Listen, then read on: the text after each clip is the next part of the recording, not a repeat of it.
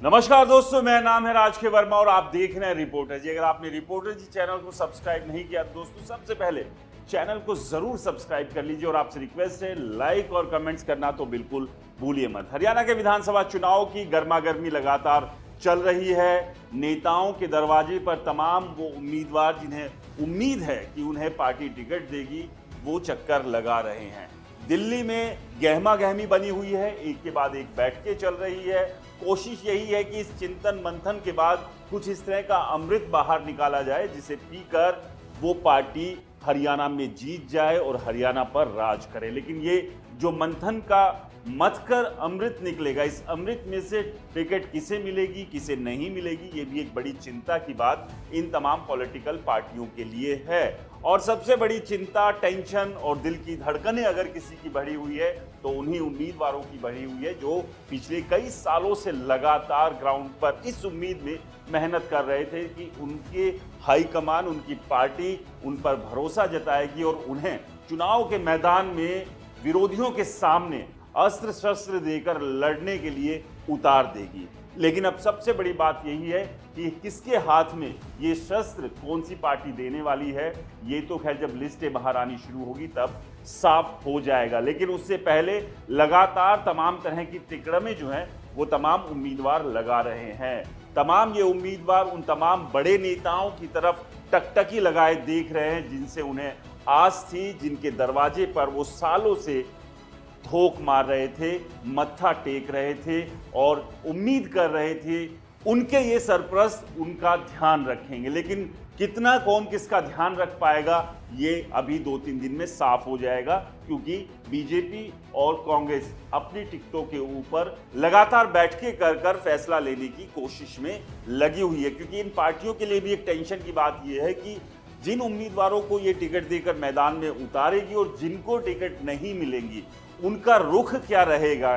क्या वो बगावत करेंगे, क्या वो बागी हो जाएंगे, क्या वो बागी होकर निर्दलीय या किसी दूसरी पार्टी के साथ मिलकर चुनाव लड़ेंगे, और अगर ऐसा वो करते हैं तो ऐसे में पार्टी को नुकसान कितना होगा, क्योंकि इस बात की भी पूरी संभावना है। और तमाम विधानसभाओं पर लगभग इस तरह की स्थिति देखने को भी मिलेगी, क्योंकि जिस तरह की दौड़ इन पार्टियों ने, खासतौर से बीजेपी और कांग्रेस ने अपने ही नेताओं, अपने ही उम्मीदवारों के बीच पैदा कर दी है, वो अपने आप में कई तरह के सवाल भी खड़े करती है कि ये पार्टियां आखिरकार करना क्या चाहती है। क्योंकि आप समझिए कि ये तमाम उम्मीदवार आज से नहीं, कई महीनों से और सालों से अपना लाखों करोड़ों रुपए पानी की तरह बहा चुके हैं, परिवार को समय नहीं दे पा रहे हैं, अपने यारे प्यारों को ये आश्वासन और भरोसा दे रहे हैं कि उनकी पार्टी उन्हें टिकट देगी और वो चुनाव लड़ने जा रहे हैं। तो आप समझिए कि ना केवल फाइनेंशियली बल्कि इमोशनली भी ये तमाम उम्मीदवार जुड़ चुके हैं इससे। और जब इनकी ये उम्मीद टूटेगी, क्योंकि पैसे की तरफ से तो टूटेगी ही, क्योंकि वो पैसा ऑलरेडी ये लगा चुके हैं, वो पैसा खर्च कर चुके हैं, इसके अलावा इमोशनली एक टॉर्चर भी उम्मीदवारों के लिए होगा। और जब इस तरह की पीड़ा, इस तरह का पहाड़ किसी के ऊपर टूटता है तो आप समझिए कि वो कुछ भी कर गुजरने के लिए तैयार रहता है। यानी कि वो बदला, वो जो आग है बदले की, वो कुछ इस तरह से धधक जाती है कि उस धधकती हुई आग में वो सामने वाले को भी झुलसा दे सकता है या झुलसा देगा। और इस तरह की स्थिति हरियाणा में इस वक्त बनी भी हुई है। लेकिन खैर, इस सबसे परे बात करते हैं कि हरियाणा में 2024 का विधानसभा चुनाव बीजेपी या कांग्रेस कौन जीतने वाला है, बाकियों के बारे में भी चर्चा की जानी चाहिए, क्योंकि चुनाव है और कुछ नहीं पता। जिन्हें हम ये मान के चल रहे हैं कि ये जीत की रेस में तो छोड़िए, ये 2-4 सीट भी नहीं निकाल सकते हैं, वो भी उलटफेर कर सकते हैं। ये हमने दिल्ली में भी देखा था, जिस तरह से आम आदमी पार्टी ने किया था, और कई बार इससे पहले भी इतिहास के पन्नों को अगर पलटेंगे इस तरह की स्थिति देखी जा चुकी है।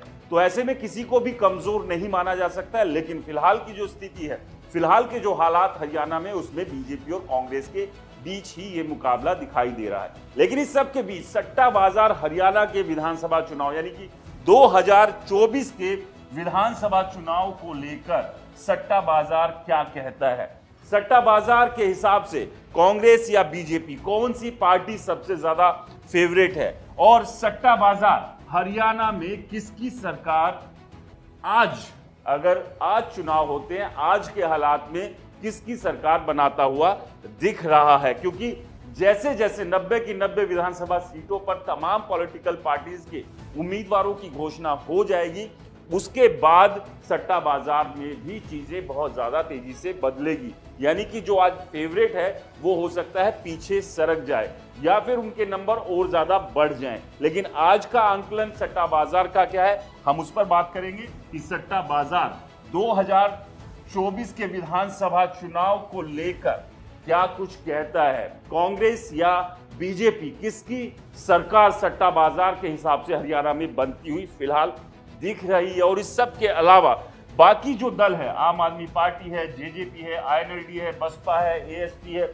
और निर्दलीय और इसके अलावा दूसरे और छोटे दल, उनकी क्या कुछ स्थिति फिलहाल सट्टा बाजार के हिसाब से 2024 के विधानसभा चुनाव को लेकर दिख रही है, वही बात करेंगे हम।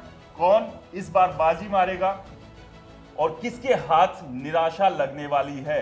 क्योंकि कांग्रेस ये दावा कर रही है कि जिस तरह से 2024 के लोकसभा चुनाव में उसने बीजेपी को आधा किया है, विधानसभा चुनाव में पूरी तरह से साफ कर देगी। यानी कि 10 साल से जो कांग्रेस विपक्ष में बैठी थी, वो इस बार सत्ता में आने का दम और दावा भर रही है। तो वहीं बीजेपी भी कमतर नहीं है। बीजेपी ने भी साफ कर दिया है कि 2 बार हरियाणा में लगातार सरकार बनाई है और तीसरी बार वो 2024 में फिर से सरकार बनाने जा रही है। लेकिन सट्टा बाजार के हिसाब से किसकी सरकार बनती हुई फिलहाल दिख रही है, तो आपको बता दें कि कांग्रेस की स्थिति फिलहाल सट्टा बाजार के हिसाब से क्या कुछ है हरियाणा में आज के सिनेरियो में, तब जबकि दोनों ही पार्टियों के उम्मीदवारों की घोषणा नहीं हुई है। दोनों ही पार्टियों में से किसी ने भी किसी एक सिंगल उम्मीदवार के नाम की घोषणा आधिकारिक तौर पर नहीं की है, कोई लिस्ट जारी नहीं की है।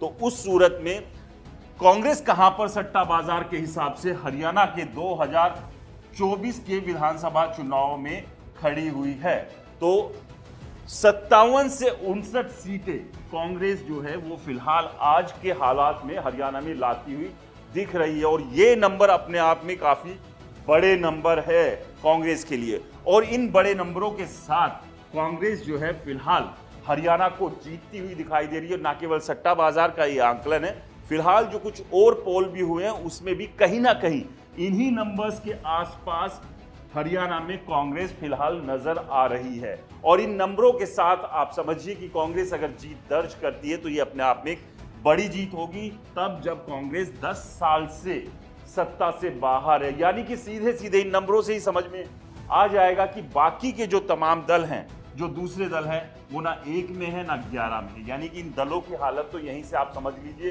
कि जब इतना बड़ा नंबर कांग्रेस अकेले खिसकाने में कामयाब हो रही है तो बाकियों के हिस्से में उसने छोड़ा ही क्या। लेकिन इन नंबरों के साथ एक टेंशन और खड़ी हो रही है कांग्रेस में, वो टेंशन खड़ी हो रही है भूपेंद्र सिंह हुड्डा के लिए।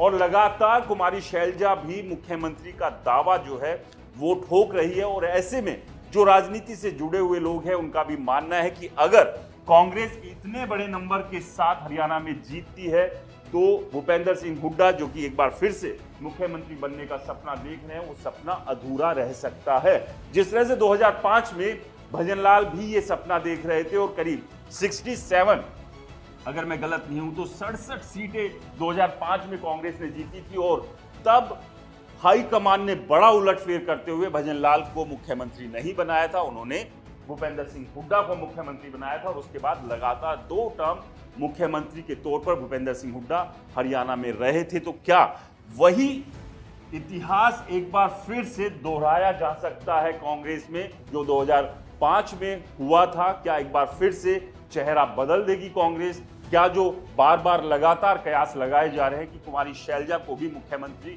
बना सकती है कांग्रेस, तो क्या इतने बड़े नंबर से जहां कांग्रेस पार्टी की बल्ले बल्ले नजर आ रही है, तो वहीं भूपेंद्र सिंह हुड्डा और उनके खेमे के लिए थोड़ी सी टेंशन और सरदर्दी वाली बात जरूर है। और क्योंकि ये कयास भी लगाए जा रहे हैं कि भूपेंद्र सिंह हुड्डा किसी भी हाल में नहीं चाहते हैं कि कांग्रेस 40 और 45 से ज्यादा आगे बढ़े। तो ऐसे में अगर ये नंबर आता है तो मुश्किलें होंगी। खैर, बीजेपी की बात कर लेते हैं कि बीजेपी आज कहां खड़ी हुई है सट्टा बाजार के हिसाब से। क्या बीजेपी इस सिचुएशन में है कि वो तीसरी बार सरकार बना सकती है? फिलहाल जो सट्टा बाजार के हिसाब से जो नंबर नजर आ रहे हैं उससे तो कहीं भी नहीं लग रहा है कि बीजेपी तीसरी बार हरियाणा में सरकार बनाती हुई दिख रही है। किसी भी तरह के जोड़ तोड़ के साथ बीजेपी इन नंबरों के साथ तो हरियाणा में सरकार नहीं बना सकती है, क्योंकि ये नंबर है 23 से 25 और इन नंबरों को 46 तक लाने के लिए बीजेपी को बहुत कुछ करना पड़ेगा, मेहनत करनी पड़ेगी, रणनीति में बदलाव करना पड़ेगा, उम्मीदवारों का सिलेक्शन वो बेहतर तरीके से करना होगा, किसी प्रभाव किसी के दबाव में अगर ऐसे उम्मीदवारों को मैदान में उतार दिया जो जिताऊ नहीं है तो आप समझिए कि जो पार्टी अभी ही हार के मुहाने पर खड़ी हुई है, यानी कि 23 और 25 नंबरों के साथ ये नंबर घटकर और भी नीचे आ सकते हैं। तो बीजेपी को यहाँ इस चमत्कारी जादुई आंकड़े तक पहुंचने के लिए, जिस आंकड़े के साथ हरियाणा में कोई भी पार्टी सरकार बना सकती है, वहां तक आने के लिए बीजेपी को बहुत मशक्कत करने की जरूरत है और इस मेहनत और मशक्कत के साथ ही बीजेपी तीसरी बार सरकार बना सकती है। लेकिन फिलहाल के हालात की बात करें तो सट्टा बाजार बीजेपी को कहीं भी आंक नहीं रहा है। बीजेपी दूर दूर तक फिलहाल नजर नहीं आ रही है। 23 से 25 पर बीजेपी सिमटती हुई दिख रही है। तो चलिए अब अन्यों की बात कर लेते हैं। जैसा कि हमने पहले ही आपको बताया था कि जो अन्य है वो ना 1 में है ना 11 में है। स्थिति बहुत खराब है बाकी दलों के सामने। जिस तरह के हालात, जिस तरह का माहौल हरियाणा में चुनाव को लेकर बना हुआ, और कहीं ना कहीं इसके पीछे एक वजह भी है। वो वजह ये है कि जो बीजेपी के विरोध में वोट डालने वाले हैं उन्होंने कहीं ना कहीं ये साफ मन बना लिया कि वो इस बार बटेंगे नहीं, यानी कि वोट जो है वो स्प्लिट नहीं हो रहा है। जिस तरह से 2019 के विधानसभा चुनाव में हुआ था कि जो बीजेपी के विरोध का वोट था वो स्प्लिट हो गया था, वो बट गया था, वो जेजेपी और कांग्रेस में बट गया था। और इसी वजह से जो जेजेपी को जिन लोगों ने वोट दिया था ये सोचकर कि बीजेपी को वो हराने के लिए जेजेपी को वोट दे रहे हैं, तो लेकिन नतीजों के बाद जेजेपी ने बीजेपी के साथ गठबंधन कर लिया और 4.5 साल तक हरियाणा में सरकार चलाई थी। तो उस आप समझिए कि छाछ, दूध का जला हुआ छाछ भी जो है वो फूंक फूंक कर पीता है। और इस बार हरियाणा का जो वोटर है, हरियाणा का जो निर्णायक एक एक व्यक्ति है इस चुनाव का, वो बटना नहीं चाहता है। इस बार वोट का डिवीजन होते हुए दिख नहीं रहा है। फिर चाहे सट्टा बाजार की बात कर लें, हरियाणा के ग्राउंड पर जो माहौल है उसकी बात कर लें या दूसरे पोल की बात कर लें, यही वजह है कि बाकी तमाम दलों के पास मात्र 8 सीटें ही आती हुई दिख रही है। और ये सीटें भी इन दलों के उन बड़े चेहरों को ही मिलती दिख रही है। जो बड़े चेहरे हैं, बड़े नेता हैं, वहां तक जो वोटर है उनको जिताकर विधानसभा पहुंचाने की कोशिश जरूर कर सकता है। बाकी पार्टी के जो दूसरे उम्मीदवार चुनाव मैदान में होंगे उनके लिए बहुत कुछ है नहीं इस बार, यानी कि मात्र 8 सीटों पर बाकी दल सिमट जाएंगे, जिसमें से आम आदमी पार्टी, जेजेपी और आईएनएलडी है। और सिर्फ यही नहीं है, इसके अलावा निर्दलीय भी है जो कि 90 में से जीत कर आएंगे। तो आप समझिए कि इन दलों के हिस्से में भी अगर कुछ निर्दलियों को निकाल लिया जाए यहां से तो ये नंबर और घटकर कम हो सकता है। कोई बड़ी बात नहीं है, ये तमाम पार्टी एक सीट पर ही सिमट जाए तो कुछ भी हो सकता है हरियाणा के विधानसभा चुनाव को लेकर। लेकिन सट्टा बाजार का जो आंकलन है उस हिसाब से हरियाणा का किंग अगर आज चुनाव होते हैं तो वो कांग्रेस बन रही है। लेकिन कांग्रेस तो किंग बन रही है, कांग्रेस किंग बनने के बाद जो ये ताज है किसके सर पर सजाने का काम करेगी, भूपेंद्र सिंह हुड्डा या कुमारी शैलजा? आपको क्या लगता है? हमें कमेंट्स कर जरूर बताएं। रिपोर्टर जी चैनल को सब्सक्राइब नहीं किया तो दोस्तों आप लोगों से रिक्वेस्ट है चैनल को जरूर सब्सक्राइब करें। नमस्कार।